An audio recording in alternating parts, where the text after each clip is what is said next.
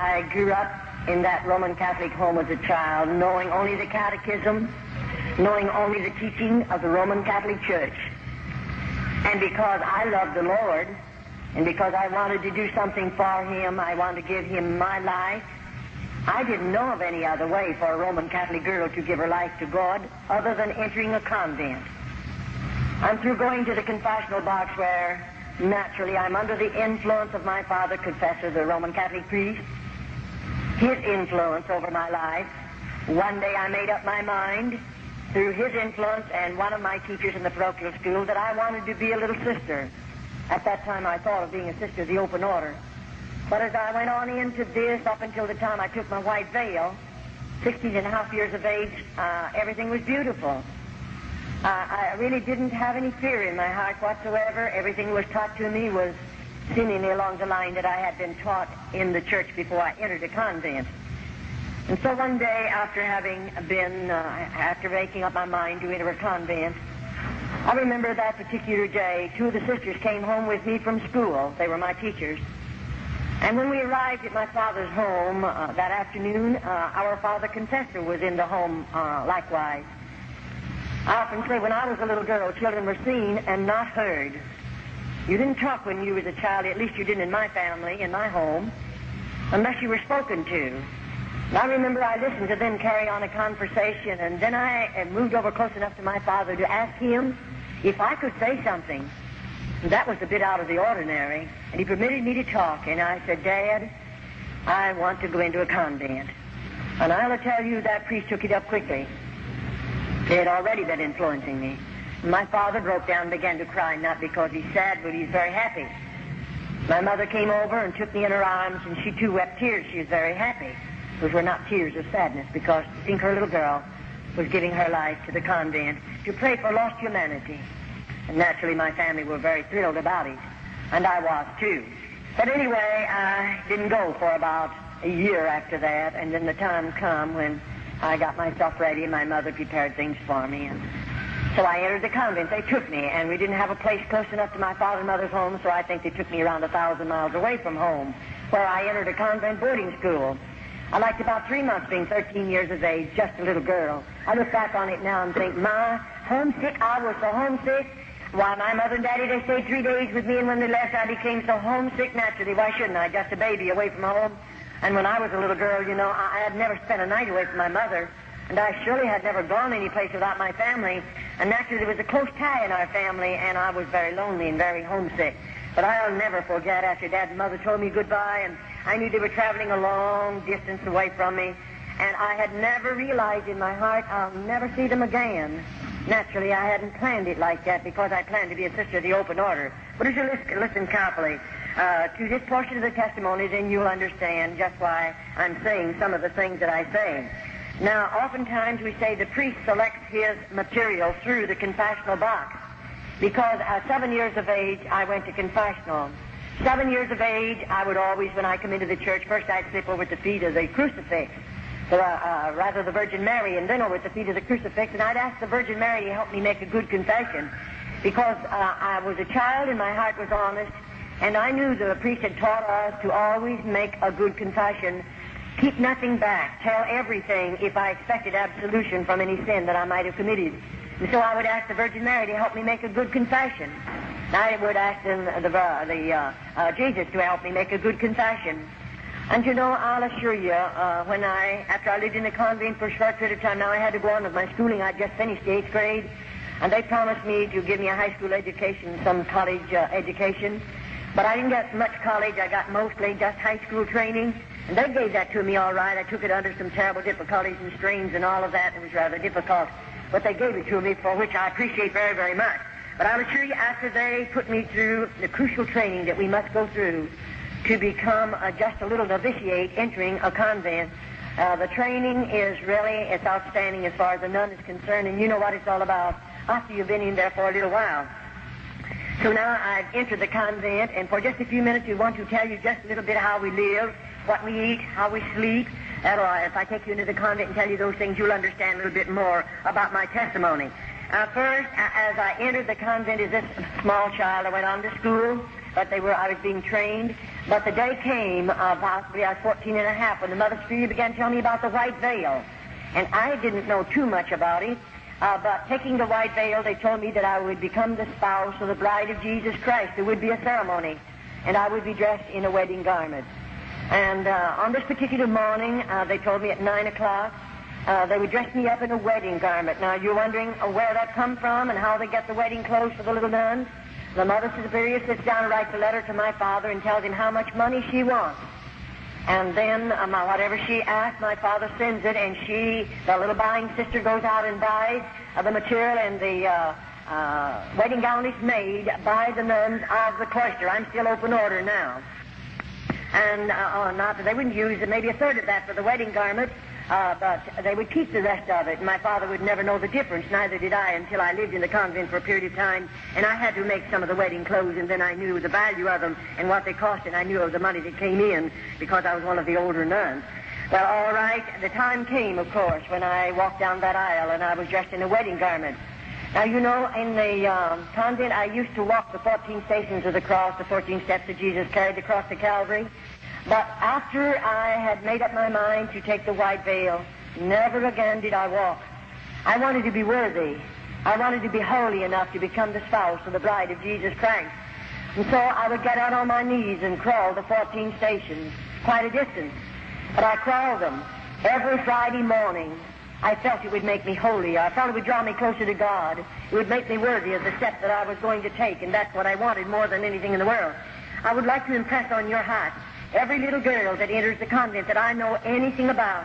That child has a desire to live for God. That child has a desire to give her heart, mind, and soul to God. Now, many people make this remark, and we hear it from various types of folk who say only bad women go into convents.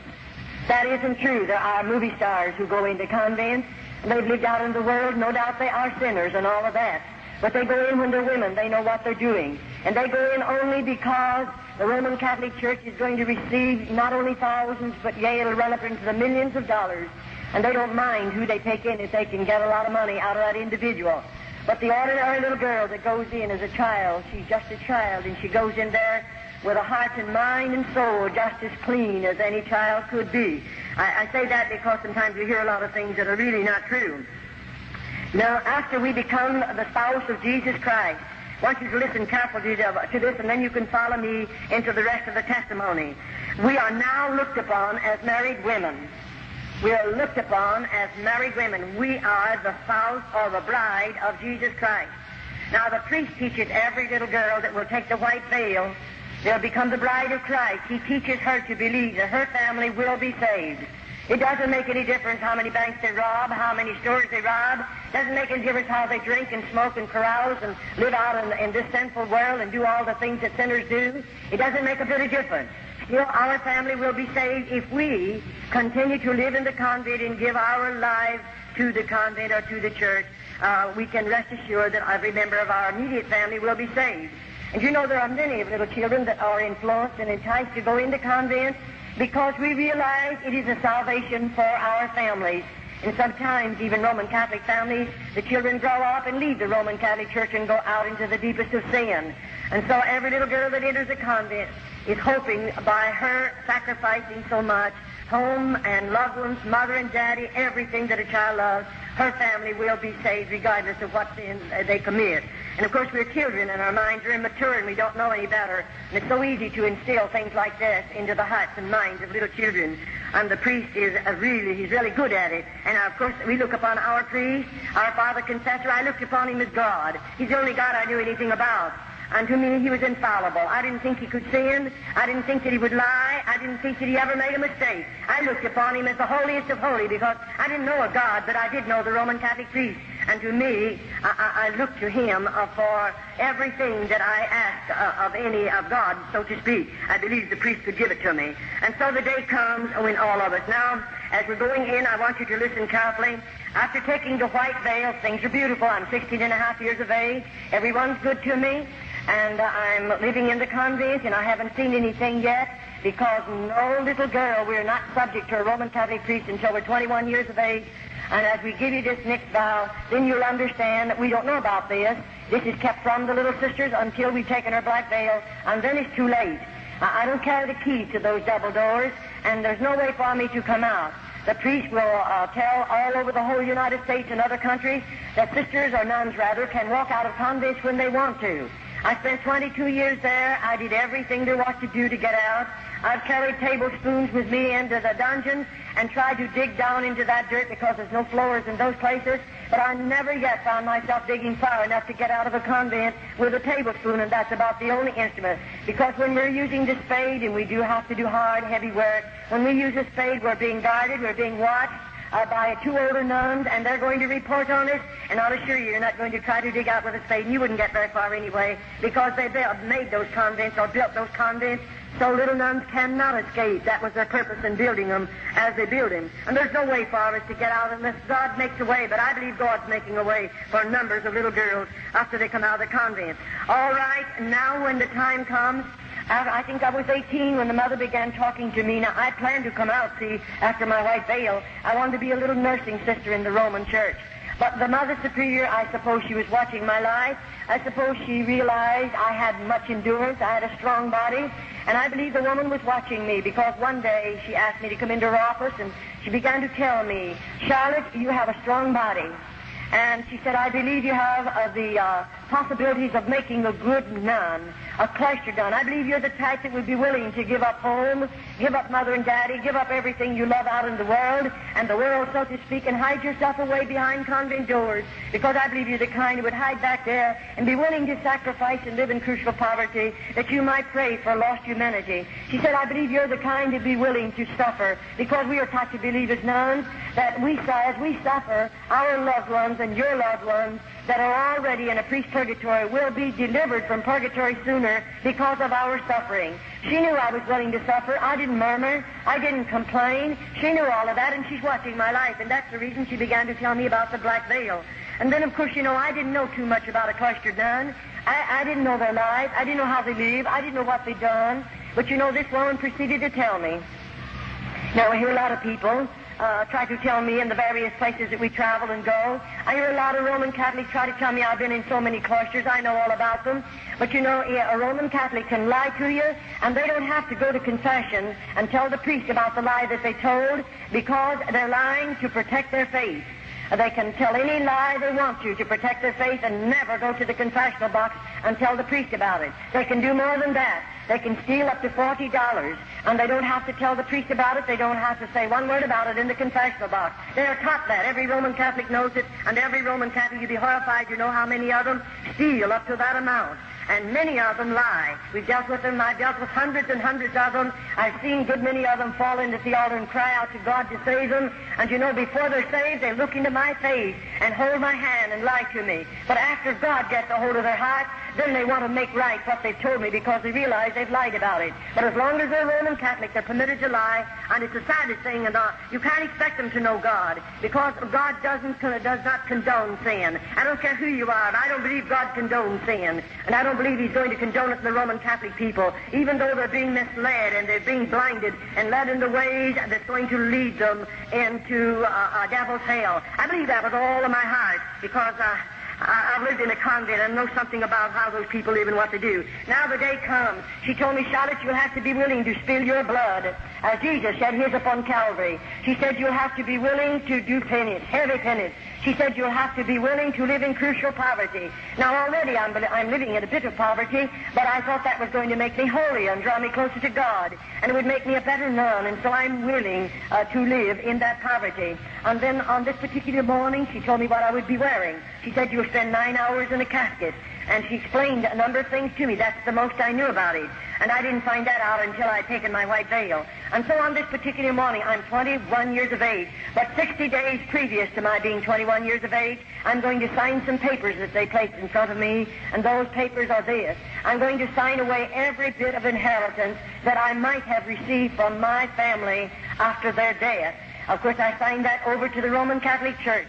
And oftentimes, I say the Roman Catholic priests are enticing girls, not only their background, and not only their strong bodies, their strong minds and strong wills, but he's enticing girls where mothers and fathers have much property, and they are comfortably fixed with the material things of this life. Why? Because when that child enters the convent, they're going to get a portion of her money, of her father's money.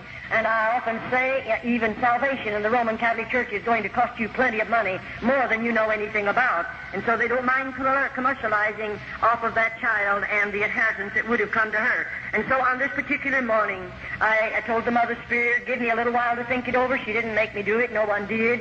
But I thought it over for a couple of years. And then one day I told her, I think I'm going to hide away behind the convent doors because I believed I could give more time to God. I could pray more. I maybe would be in a position where I could inflict more pain upon my body, because we are taught to believe that God smiles down out of heaven as we do penance, whatever the suffering might be. And I didn't know any better, because I often say, if you could only look into the hearts of little nuns, if you are a Christian, you would immediately cry out before God in behalf of those little girls, because to me we are heathens. It doesn't make any difference the amount of education we may have. We are still heathens. We know nothing about this lovely Christ, nothing about the plan of salvation, and we're living our hermits in the convent. And so on this particular morning, I come walking down an aisle again, similar to that. And may I say, the morning before, I can't go into it too deep because I never would be able to cover enough of it so you could understand it. But this morning, I'm walking down that aisle, but I don't have a wedding garment on. I have a funeral shroud. It's made of dark red velvet, and it's way down to the floor. And I'm walking down that aisle. Now, I know what I'm going to do. The casket is all ready made by the nuns of the cloister, very rough boards, and it's sitting right out here. And I know when I come down there that I'll step in that casket and lay my body down, and I'm going to spend 9 hours in there. And 2 little nuns will come and cover me up with a heavy black cloth we call a heavy drape mortel. And you know, it's so heavily incensed that I feel like I'll smother to death, and I have to stay there. Now I know when I come out of that casket, I'll never leave the convent again. I know I'll never see my mother and father again. I'll never go home again. I'll always live behind convent doors, and when I die, my body will be buried there. They told me that, so I knew it even before I done it. It's a great price to pay, and then to find out that convents are not religious orders as we were taught and as we were trained. It's quite a disappointment to a young girl that's given her life to God and willing to give up so much and sacrifice so much. I'll assure you it was a disappointment. And so after I spent those nights, you say, what'd you do while you lay in that casket? What do you think I did? I spilled every tear in my body. I remembered every lovely thing my mother done for me. I remembered her voice. I remembered the gathering around the table. I remembered the times when she would pray with us.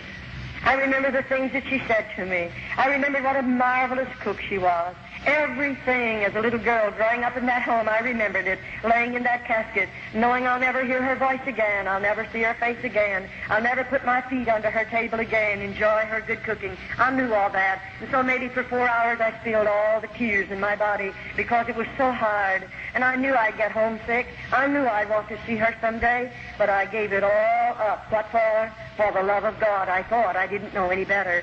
And I'll assure you those were 9 long hours. And then I seemingly got a hold of myself, and I thought, dear Charlotte, now you're going to make the best Carmelite nun, because everything I've ever done, even that I'm out of the convent, I do give my best. I try to give everything that I have, in regardless what I might do. And so I did in the convent. I gave the best that I have, and I wanted to be the best nun that I could possibly be. And the Mother Superior knew that, and don't worry, the priest knew all about it too. Now I realize, after I walk out of that casket or to come out of it, they're going to take me like this. Over here and right back here is a room. We call it the Mother Superior's room. Now, I've never been in that particular room, so I don't know what she has in there. But you know, when I walk in there this time, the Mother Superior sits me down in a straight-back, hard-bottom chair. And immediately then I'm going to take 3 vows of poverty, chastity, and obedience. And you know, as I take those vows, she opens a little place in the lobe of my ear and takes out a portion of blood, because I must sign every vow in my own blood. And after that happens, then I'm going to take the vow of poverty. Now, when I sign that vow, I sign it thus, and I'm willing to live in crucial poverty the balance of my life as long as I live. And what that poverty is like, of course, we don't know. And then my next vow, I'm going to vow of chastity. And you know, this vow, of course, you know what it means. I'm taught to believe that I'm married to Jesus Christ. I'm his bride. I'll always remain a virgin. I'll never legally marry again in this world, because I have become the spouse of the bride of Jesus Christ. After the bishop married me to Christ, he placed a ring on my finger, and that meant I'm sealed to Christ. I'm married to him, and I accepted it because I didn't know any better. And now here I am, taking a vow that I would always remain a virgin because I'm the bride of Christ. And I want you to listen carefully. And then, of course, my last vow of obedience.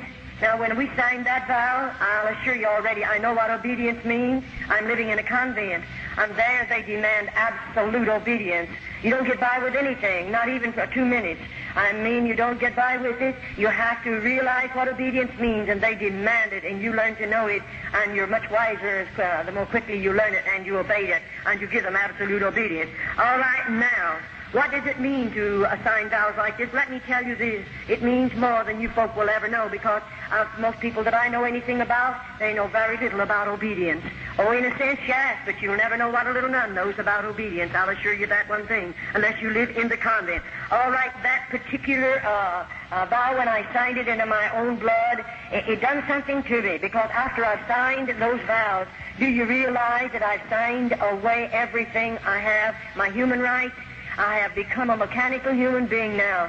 I can't sit down until they tell me to. I don't dare to get up until they tell me to. I can't lie down until they tell me to, and neither do I dare to get up. I cannot eat until they tell me to. And what I see, I don't see. What I don't hear. What I feel, I don't feel. I've become a mechanical human being, but you're not aware of that until you have signed all these vows. Then you realize, here I am, a mechanical human being, and of course I belong to Rome now. I'll assure you that right now. All right, we become, after this particular vows, we become forgotten women of the convent. In just a short while, you'll understand what I'm talking about. Now, immediately after I've taken those vows, then the Mother Superior is going to take away from me my name, and give me the name of a patron saint. And she teaches me to believe that whatever happens to me in the convent, I can pray to that patron saint, and she will intercede and get my prayers through to God, because I'm not holy enough to stand in the presence of God. It isn't wonder the dear little nuns can never get close enough to God. We've always been taught that we'll never be holy enough to stand in His presence, and we always have to go through somebody else in order to get a prayer through to God. And we believe it because we don't know any better. And so now all identification of who Charlotte was is going to be put away. It'll be taken away from me. And if you knew me and would come to the convent and call for my family name, they'd tell you there isn't such a person as that. I don't exist, even though I'm right there, because I'm writing under another name. Now the Mother Superior is going to cut every bit of hair off of my head, and when she cuts it with a scissors, she puts the clippers on it. And I mean, there's nothing left. I just don't have one speck of hair left on my head. And of course, if you could be a nun, you would understand the heavy headgear that we have to wear. It would be so cumbersome to have hair, and so cumbersome to take care of it. We don't have any ways of taking care of it in the convent. There are no combs in the convent, and so you can imagine how hard it would be for us to take care of a head of hair. It's not necessary that we have a comb after they finish with it. All right, now, this is my black veil. These are my perpetual vows, we'll call them. I'm there, and I'm going to stay there. Now, you know, up until this time, I received a letter once a month from my family, and I wrote a letter out of the convent once a month to my family, even though when I'd write that letter, I'd no doubt they marked out a lot of it, because when I would receive a letter from my family, there was so much of it blacked out until there was no sense to the letter, and oh, I'd weep over those black marks. I was wondering what my mother was trying to say to me. Don't worry, you'll never get to know what she wanted to say to you, because they have blacked it out. And so it'll break your hearts many, many times, and you're lonely anyway, because you have no friends in the convent. I'll assure you, even though there was 180 on my particular wing, not one of those nuns were my friend, and neither was I a friend to them, because we are not allowed to be friends in the convent. We are all policemen or detectives watching each other. That's so we'll tell. And the little nun that finds something to tell on the other nuns, she stands in good favor with the Mother Superior. And then the Mother teaches that nun to believe. When she stands in good favor with the Mother Superior, she's standing in good favor with God. And so that little nun, of course, will want that, and she'll tell a lot of things maybe that are not even true on the other little nun. All right, now after all of this has transpired and all of this has happened, everything I have is gone. I've sold my soul for a mess of theological pottage, because not only are we destroyed in our bodies, many of us in our minds, and many of us, if we die in the convent, we've lost our soul. And so it's a serious thing. And I truly covet your prayers for little nuns behind cloistered convent doors. They'll never hear this gospel. They'll never know the Christ that you folk know today. They'll never pray to Him as you people pray to Him. They'll never feel His blessings as you people feel them. And so put them on your heart and pray for them. They surely need much prayer. All right, now, as I walk into that room and all of this is transpiring, now, bless your hearts, I don't know what's going to be in the next room. After this is transpired and I've taken the vows that I will always remain a virgin, I'll never legally marry in this world because I'm the spouse of Christ. And then after this, the Mother Superior leads me out into another room, or rather she opens the door, and I'm to be sent into that room. And when I walk out in that room, I see something I have never seen before. I see a Roman Catholic priest dressed in a holy habit. And he walks over to me and locks his arm in my arm, which he had never done in the first part of my convent life. I never had a priest to insult me in any way. I never had one of them to be even unkind to me in the first part of my convent experience. But here he is now, and of course I didn't understand what it was all about. And I didn't know what in the world the man really expected of me. And you know, I pulled from him because I felt highly insulted. And I pulled from him and I said, shame on you. And it made him very angry for a minute. And he said, immediately, the Mother Superior must have heard my voice because she came out immediately. And she said, oh, and they called me by my church name. She said, after you've been in the convent a little while, you won't feel this way. The rest of us felt the same way you do. And you know, the priest's body is sanctified. And therefore, it is not a sin for us to give the priest our bodies. In other words, they teach every little nun this. As the Holy Ghost placed the germ in Mary's womb, and Jesus Christ was born, so the priest is the Holy Ghost, and therefore it isn't a sin for us to bear his children. And let me tell you, that's what they come to the convent for. No other purpose in all of this world do priests come into the convent but to rob those precious little girls of their virtue. And I'll assure you, we'll be telling you a little later in the testimony just what they really do after they come in under those particular deals. But may I say, now every bridge has been burned out from under me. There's no way back. I can't get out of the convent even though I pled. Oh, how I pled with that priest. Send for my father. I want to go home. I don't want to go any farther, only to laugh in my face. And let me tell you, that's when you stand alone and you don't know who to turn to, and you're a victim of circumstances, and you live in the convent because there is no other way to get out of the convent. And I'll assure you, I stayed in the convent until God made a way for me to come out. And so after all of this, now my mail will stop. I'll never receive another bit of mail from my family. Never another letter. I belong to the Pope. I belong to Rome. And then after all of this, the Mother Superior, after taking these particular vows, and the priest has invited me to go to the bridal chamber. You say, did you go? No, definitely not. I didn't enter the convent to be a bad woman. It would have been much easier to have stayed out of the convent to be a bad woman. You wouldn't go into the convent and live in the poverty we live in and to suffer as we suffer to be a bad woman. No girl would do that. And it would have been much easier to stay out of the convent if I wanted to be a bad woman. But I went there to give my life and heart to such a God. And that was the only purpose I had in going there. And here this priest is. And of course I didn't go to the bridal chamber with him. I had a strong body then. One of us would have been wounded because I would have fought until the last drop of blood. And you know, it made them very, very angry, I'll assure you. But I didn't go to the bridal chamber with him. But now I'm going to have to go to penance the next morning. And of course this will be a heavier penance because of what I've done already. And when the Mother Superior says we're going to do penance the next morning, I'm going to be initiated as a Carmelite nun. And I remember when she walked me down into that particular place, it was a dark room. I remember I lived above on the first floor until my black veil. After the black veil, they take me one story under the ground. And I lived from there on until God delivered me under the ground. I didn't live in the top part of the buildings at all. But you know, as we walked into this room, it's dark and it's very cold. And when we walked in, we came from back there somewhere. We come walking toward the front. And I walked along beside the Mother Superior, and when I got near the front, I saw those little candles burning. Anywhere in the convent, you'll find the 7 candles burning. And when I came a little closer, I saw the candles, but I couldn't see anything else, and I wondered what's she going to do to me. That's the thing in our hearts, and we can't get away from it because we have fear. And when I come a little closer, I saw something lying on the board there. And you know, when I came real close, then I realized, here's a little nun lying on that board. I'll call it a cooling board because it was that. And just as long as her body, and there she was, and when I could see where the candles flickered down on her face, I realized that child is dead. And oh, I wanted so much to say, how did she die? Why is she here? How long do you keep her here? But you remember, I signed away every human right. And so I can't say one word, but I stood looking. Then the Mother Superior said, you stand vigil over this dead body for 1 hour. And at the end of the hour, a little bell is tapped, and another nun will come to relieve me. And may I say, I was advised every so many minutes I have to walk out in the front of that little body and sprinkle holy water and ashes over the body and say, peace be unto you. And I did exactly what they told me to do. Oh, it was a terrible feeling. I'm not afraid of the dead. It's the live people we have to be very cautious about.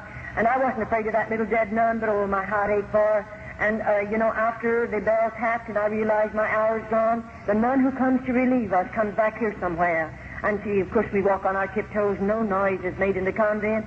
And when they don't speak, they just touch you.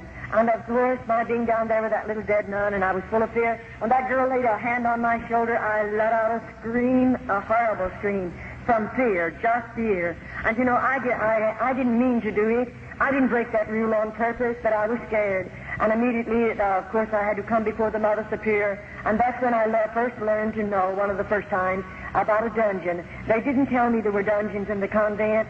And she put me in such a dirty, dark place with no floor in it for 3 days and nights, and I didn't get any food and any water. And I'll assure you, I didn't scream anymore. I tried so hard not to break the rules of screaming, because there is a dungeon, and I know they'll put you in it. And let me tell you right now, it's not a nice place to be. After you've been in one of those places, you'll know what it feels like. All right now, I say this before I go any farther, that popery is a masterpiece of Satan. I said it's a masterpiece of Satan, with its lying wonders and its traditions and its deception. It's a terrible thing when you know about it. And so as I come down into this room, and she took me, let me look at this little girl, and that particular, if we call it a pinch, is over. Now, the very next morning, she said again to me, Charlotte, you're going to do penance. Not the next morning, it was 3 days after, because I spent 3 days and nights in the dungeon. The next, fifth morning, whichever it was, she said, you're going to do penance. She took me down into another room, not the same room. And when we come walking down this time, I could see that big piece of wood, but I didn't know what it was. And when I came a little closer, there was a cross.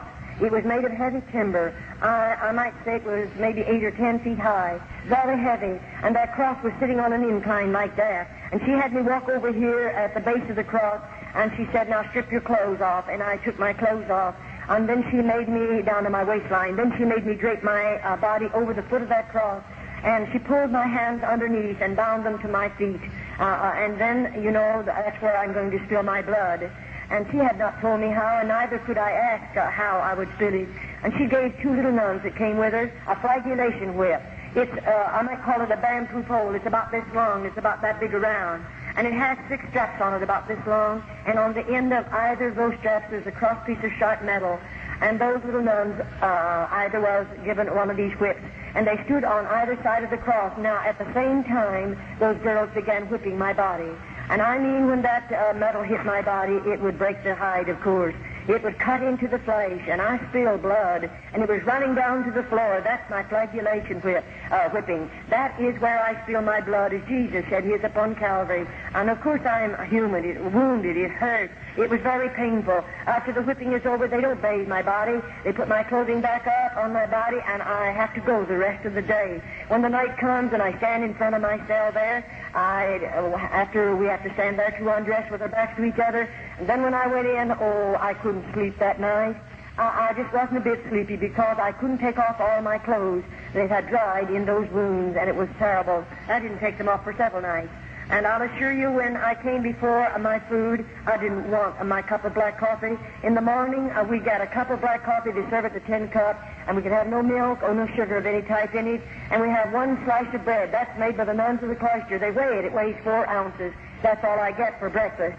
And then, of course, in the evening, I get a bowl of soup, and that's fresh vegetables cooked together. There's no seasoning in the soup whatsoever. And a half a slice of bread, and 3 times a week they give me a half a glass of skim milk. That consists of my food 365 days in the year. And I began losing weight very rapidly, I'll assure you, because I didn't have enough food to eat. I don't know the day that I went to bed without a hungry stomach. Sometimes it would be so hungry I couldn't sleep. The pain was gnawing. You can't hardly stand it. And you're only going to get that 1 slice of bread the next morning. That doesn't fill you up. And of course we have to work hard all day long. And I'll assure you, those little nuns, as I covet your prayers for them, they need your prayers in more ways than one, because you'll go to bed with a full stomach tonight. And you're very comfortable right now, but I'll assure you there's not one of them that's comfortable. They're hungry, and they're sick, and they're wounded, and they're hurt, and they're heartsick and homesick, and discouraged, and worst of all, seemingly they have no hope. No hope. You and I are looking forward to the day when we're going to see Jesus. They have no hope whatsoever. And I surely hope you don't forget to pray for them. All right, that was terrible, I'll assure you. And then in a few mornings after this, the Mother Superior is taking me back for another initiation. And when I go into the penance chamber this morning, we come from a place up here, and we're going to walk back along like that, clear to the back. And you know, it was quite a ways back there, and I went through part of it's a tunnel, and then I come out into a room, and I walk through that room, and when I get way back there, I see those candles burning, and I see something else. There's ropes hanging down from the ceiling, and oh, I'm so scared. I wonder why the ropes are falling. What's she going to do? After these two penances, you began to have a lot of fear in your heart. And so I can't say anything, and I walk back there, and you know, I saw the ropes then real plain, what they're doing hanging down from that ceiling. Then she tells me, you were over there against the wall, about that close from the wall, and I have to stand sideways like this. Then she asked me to put up both of my thumbs, and I did. And then she pulled one rope down, and there's a metal band fastened securely, and she fastens that around the joint of my thumb. Then the other one comes down and it fastens around this thumb. And there I'm standing like this, facing the wall. And then, you know, she comes over here to the end, and there's whatever you want to call it, she starts winding. And I start moving, and she's taking me right up in the air. And, you know, when she gets me so just my toes are on the floor, just on my tiptoes, she fastens it. And there I hang, and all the weight of my body is on my thumbs and on my toes. Not a word is said. No one speaks a word. And she walks out of that room and locks the door. If you know what it means for a key locking a door, and know that I'm strung up there like that, you'll never know unless you're a nun. And when that woman walked out, I didn't know how long I'll stay there. How long that woman will leave me there. And you know, they didn't come to give me food. They brought me no water. And I thought, is this it? Am I going to die back here just like this? And within a few hours, you can imagine, I'm still a human being. My muscles began to scream out with the pain. I was suffering. And that woman let me hang, and nobody come near. And what good would it do for me to cry? You can spill every tear in your body. Nobody will hear you. There's no one there to care how many tears you spill. And so I just hung there. And finally, I began to I felt like I couldn't stand it. I'll surely die if they don't come and get me quickly. And I felt as if I was beginning to swell. I don't know how long went by, and she opened the door one morning, and she had something for me to eat.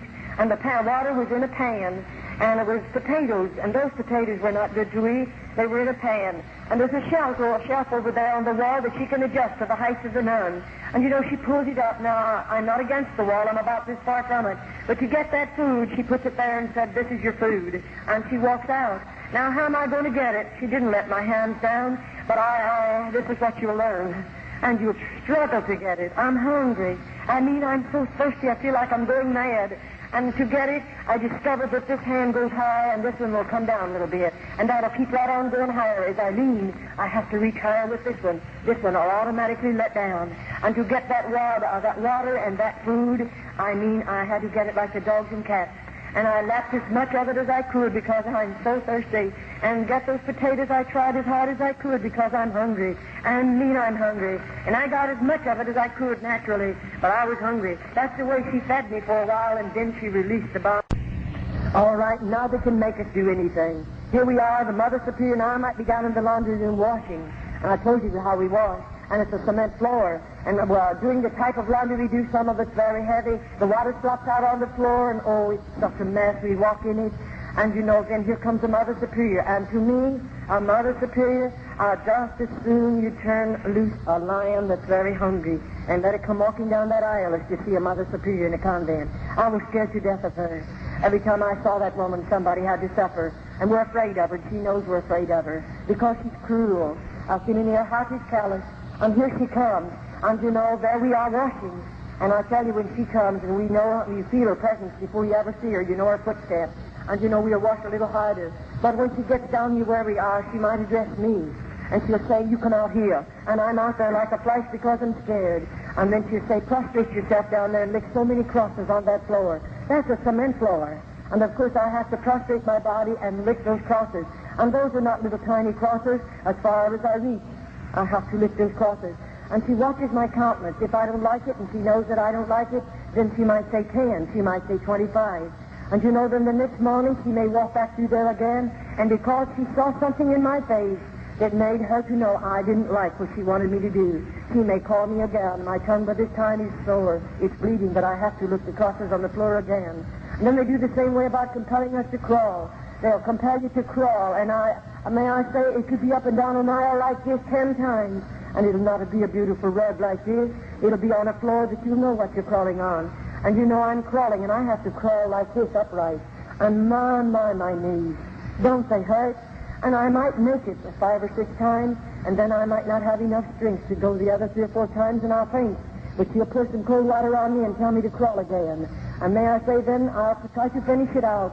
And maybe the next day she compels me to crawl again. By this time there's scabs on my knees. I mean, those knees are sore. But I must crawl again.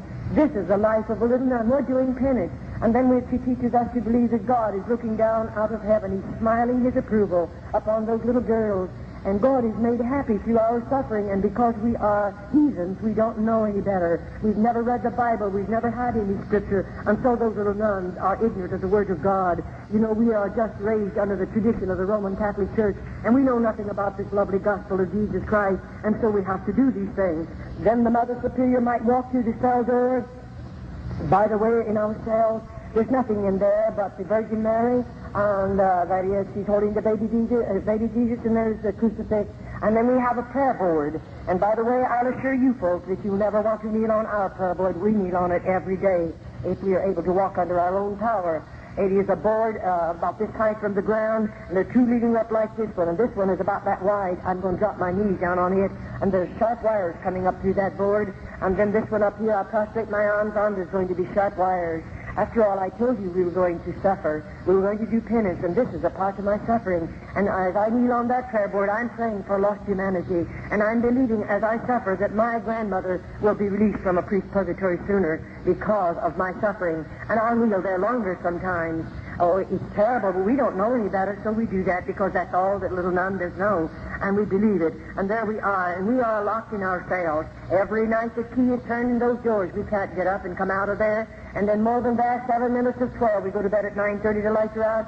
7 minutes of 12. There's 2 little nuns appointed to unlock every door. Every little nun again gets on her feet, dresses in full dress, goes into the inner chapel, and there we again pray 1 hour for lost humanity. We don't get very much sleep, that's why, and we don't have enough food, and we work hard, and we suffer much. That's why our bodies are so broken. That's why we seemingly don't have enough strength to carry on after we live there. But I'd like to say this to you as I go, before I go any farther. Now, I did those very things we are taught to believe, that as we spill our own blood, now we must do this. As I put my body, if I torment it or torture it in any way that I spill blood, I'm taught to believe that I'll have 100 less days to spend in purgatory. Now, you know, we have no hope. Those little nuns don't look forward to anything. You may think they do, but we don't. Why? After you live in a convent 10 years, I began to realize the Virgin Mary is just a piece of metal. She's a statue. I began to realize St. Peter's just a statue. I began to realize that the statue of Jesus is just a piece of metal. In other words, we've come to the place to believe that our God is a dead God.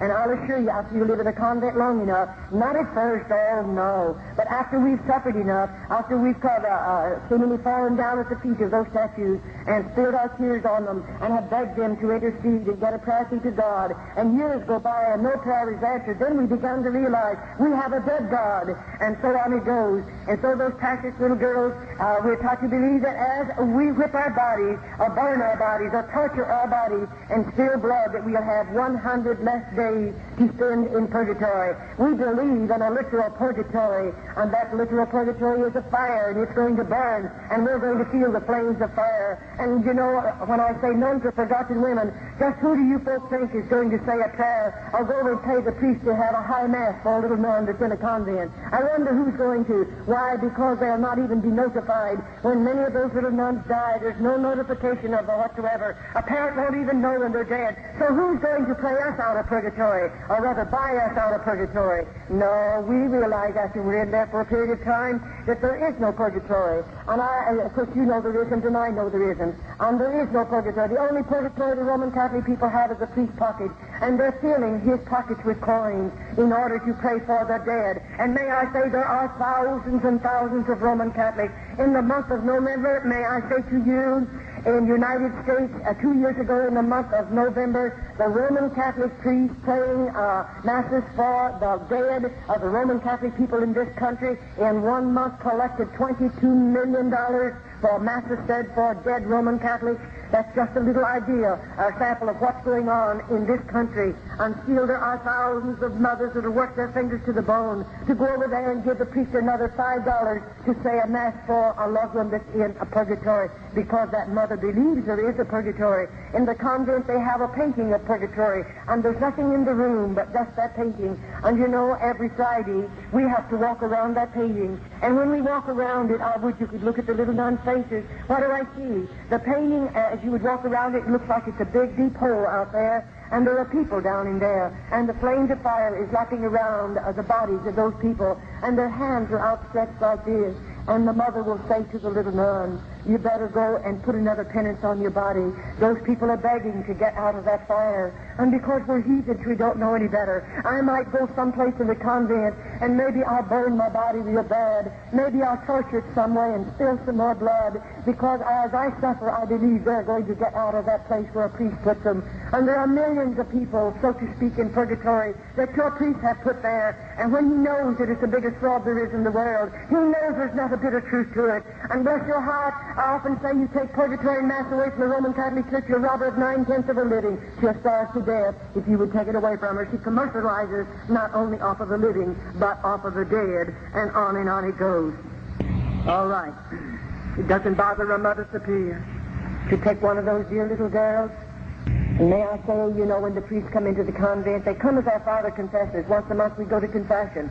And we don't want to go, don't you worry. Many's the time have got in the very back row. I didn't want to go in there. I know who's out there. One of them, I may not know the particular man, but I know he's a priest. And I know those priests.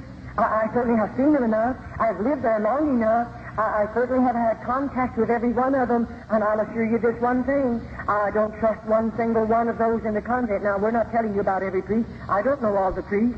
I'm just talking about the convent and my personal testimony of convent life.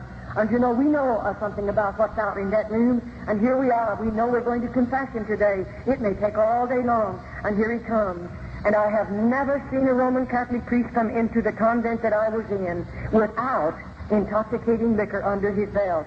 And I say a man or a woman, regardless of who you may be, when you get liquor under your belt, you're not a man, neither are you a woman. You become an animal and a beast. And so we have a beast sitting out there. There's a straight back hard-bottom chair, no other furniture but the crucifix and the Virgin Mary. But here he is sitting on that chair right out there in the middle of that room. Now here a little girl has to walk out there alone, and she has to kneel down. Think of it. Why, bless your heart, I really sometimes, I'm saved now, I'm out of the convent, and I now look back at that Roman Catholic priest, and I often say, I'm sure he was a twin brother to the devil, because he's full of sin, he's full of vice, he's full of corruption. And we go out there and kneel down at his knees. Now, you're a lucky girl if you get away from that man without being destroyed. Why, he's drunk. He's a beast. He's not a man. Oh, he has a holy habit on. He's an ordained Roman Catholic priest. And so I'll assure you, we don't like to go to confession, but we must go once a month. And those little girls can't help themselves, and nobody comes out into that room but the priest and I until it's all over, and then we can come back. And the next one will have to come. And I'll assure you, we don't appreciate that day. And those little girls don't know any better. They don't know anything about the plan of salvation. They don't know that Jesus went to Calvary and died for them. They don't know that he shed his blood for them. Those little girls know nothing about it, because to me, as I repeat again, the Bible was a hidden book to every one of those little girls. And so now they can do things like this. Now, if a Roman Catholic priest comes into the convent, he may go to the Mother Superior and ask her to permit him to go into the cell where one of the nuns are. And you know that mother with her carnal mind and her carnal heart, and she's very hard and very carnal, and she is the mother many times of many illegitimate children. They belong to the priest. And you know, she'll take that priest and he's drinking. She knows it. They bring liquor in with them. Sometimes some of the nuns will drink with them, and the mother usually drinks with them. And it's really a terrible place. It is not a religious order. It does not live up to that name whatsoever. But here she brings that priest into one of our cells. Now, I wonder if you realize how serious it is. That Roman Catholic priest, he has liquor under his belt, we know that. But he has a big, strong body. He's had 3 square meals of food every day of his life. He can eat all the food that he wants. But you know, there's a little nun that may have a broken body, and she may not have very much strength. And what did you come into that cell for? For nothing other than to destroy that little nun. I often say I wish the government could walk into a convent just about the time one of those priests are let in a cell. The mother will turn a key in the lock and you're locked in there with that priest. Now, we have no way to defend ourselves. And I often say I have had to nurse those little girls. I'm an RN. I got my nurse's training by going through the tunnel over to the hospital as I lived in an open order convent. But may I say, after that priest is taken out of there, if you could look upon the body of that little nun, she looks like something you've thrown out in a hog pen, and a half a dozen old fowls have just mauled that child's body. And this is convent life. I can understand why your priests are calling over the phone every day or two and screaming their heads off because I'm in this city giving this testimony. But may I say to you, I don't mind if they continue to scream. I don't mind what they do. I'm not one bit afraid of them. I'll continue to give this testimony. As long as God gives me strength, I'll be giving this testimony regardless of your priests or your bishops in this country. I know what I'm doing. I know what I'm saying. And I'm not afraid of anybody in all of this world. I'm a child of God. And I believe God won't let anybody put a hand on me until my work is finished. And then I often say, I don't care what you do to my body after I leave this body. I'm sure I don't mind. And so I will continue to give the testimony regardless of what your priests think about it. Because I think God saved me to pull the cover off of convent. I believe he saved me to uncloak those places that are riding under the cloak of religion. I believe that with all of my heart. I'll assure you I do. Now, if I refuse to give my body, you know we're just supposed to give our bodies voluntarily to those priests. Many times the nuns are overpowered. But if I refuse to give my body voluntarily to them, then you know he becomes very angry, and he goes immediately to the Mother Superior. Then when two carnal minds come together, those can invent things that you and we don't have enough evil in our heart to invent things like that. We don't have enough sin in our lives to even think up such terrible things. And when those two carnal minds come together, the next time, I want you to know they're all ready. Now, the Mother Superior might say to me in a day or two, we're going to do penance. Now, the penance that they'll inflict on me is something that the Mother Superior and the priest has invented, and it can be very, very cruel. They might take me down into one of the dirty dungeons, and there's no floors in those places. And you know, they have a place down there, there are rods about 3 feet long. They have a board down into cement, and at the top of it there's a ring about this big, sticking out of the ground. They have some leather straps fastened there. And when they take me down there, they put my foot, either foot through those rings, and then they strap my ankle securely. Now, I'm standing with my feet in those rings. All right, they're going out of there. They're going to leave me locked up in that place by myself. And it's a dirty place. Well, I might stand there for 2 or 3 hours if I have strength enough in my body. But what do you think's going to happen to me then? I can't stand any longer. Sometimes we faint. Sometimes we just become exhausted and we go down. But when I go down, it flips my ankles over like that. And I can't do anything about it. I don't have what it takes for me to get up. I may have to lie in that position for 2 or 3 days and no one will come near. They won't give me a bite of food. They won't bring me one drop of water. But I must stay there. And the next thing you feel is the bugs crawling over my body and the mice running over me. And I still have to stay there. I can understand why they don't want me to uncover. They don't want the world to know these things are going on. No priest in this country wants it. And if he doesn't want the world to know it, then they better be pretty careful that nobody ever gets out of a convent after they spent a few years back there. But may I say again to you, my God is greater than all the outside forces. My God can reach his hand over into those convents, this country, any other country, and make a way for a girl to come out, and he won't have to ask the bishop to help him. He won't have to ask the priest to help him. But God can make a way for us to come out. I'll assure you that. Well, on it goes. Then sometimes the priests come and they get angry at us because we refuse to stand with them voluntarily. And you know, after all, the nuns' bodies are broken after we're there a while. And many the time, to have him strike you in the mouth is a terrible thing. I've had my front teeth knocked out. I know what it's all about. And then we get you down on the floor and then kick you in the stomach. Many of those precious little girls have babies under their hearts. And it doesn't bother a priest to kick you in the stomach with a baby under your heart. He doesn't mind. The baby's going to be killed anyway because those babies are born in the convent. Why wouldn't babies be born when you run places like this under the cloak of religion? The world thinks it's religious orders. And there are babies born in there. And most of the babies are premature. Many of them are abnormal. Very, very seldom do we ever see a normal baby. You say, Sister Charlotte, do you dare to say that? I most definitely do dare to say this. And I intend to keep on saying it. Why? I've delivered those babies with these hands. And what I've seen with my eyes and I've done with my hands, I just challenge the whole world to say it isn't true. And the only way they can ever prove it isn't true, they'll have to open, if they ever serve a summons on me and call me into court, I'll assure you this one thing. Convents are coming open, and then the world is going to know what convents really are, and they'll have to open them to vindicate my testimony, because I know what I'll do if they ever serve a summons on me. I've been before the highest laws we have in the United States. I know what I'm doing. I know what I can say, and I'm not one bit afraid to say it, because I've been a part of this. I've been connected with this system 22 years behind convent doors, and it is a terrible thing. After when that dear little man, looking forward to that day when her precious baby will be born. Most of you, dear mothers, oh, you have everything ready. The beautiful nursery, all the baby's beautiful clothes are made. Everything is lovely. You're looking forward to that precious little immortal soul is going to be born into your home. And everything is ready. And oh, I wish you could see that little nun. She's not looking forward to that. There won't ever be a blanket around his body. They'll never bathe that baby's body. But he can only live 4 or 5 hours. And then the Mother Superior will take that baby and put her fingers in its nostril and still cover its mouth and snuff its little life out. And why do they build the lime pits in the convent? What is the reason for building it if it isn't to kill the babies? And that baby will be taken into the lime pit and chemical lime is put over its body, and that's the end of babies. Oh, when I think about it. That's why I try to challenge people, pray. If you know how to pray, you know how to contact God, pray and ask God to deliver the girls from behind convent doors. In other words, pray that God will make a way for every convent in the United States to be opened and let the government go in. And when the government goes in, you won't have to worry. The convents will be opened, the nuns will be taken out, and they'll be closed up.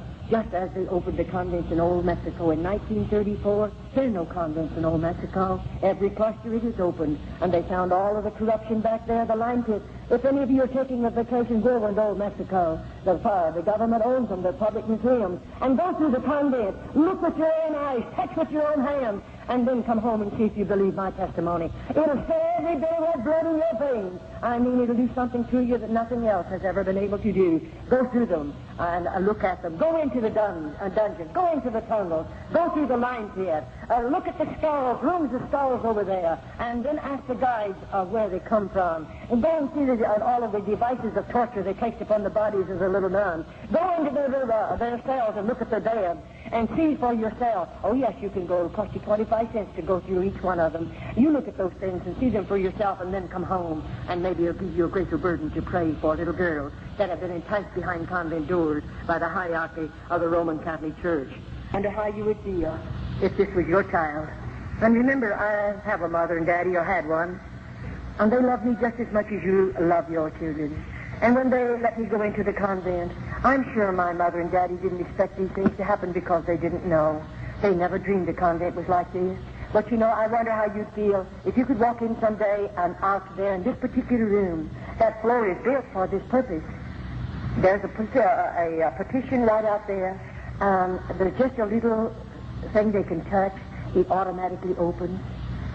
And you know there's a deep hole underneath that floor. And this little nun has done something. I can't tell you what she's done, because I wasn't there when she done it. But she's done something, and to them it's very serious. And when they bring her to this particular place. Her little hands and feet are going to be bound securely.